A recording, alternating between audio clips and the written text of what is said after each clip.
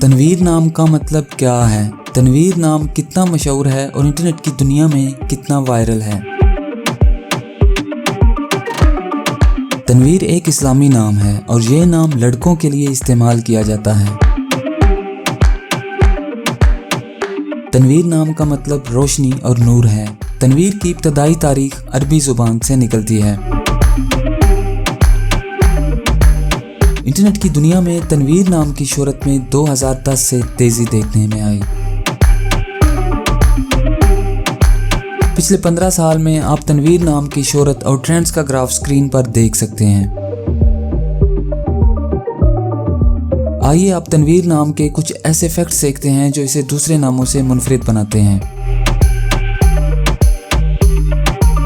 मौजूदा डाटा के लिहाज से तनवीर नाम 2011 में वायरल रहा और मकबूलियत की हदों को छूने लगा।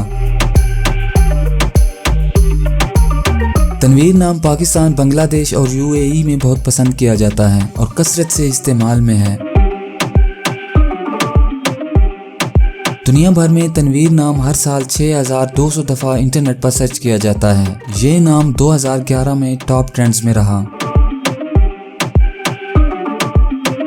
तनवीर नाम चाइनीज़ और हिंदी में कुछ इस तरह लिखा जाता है।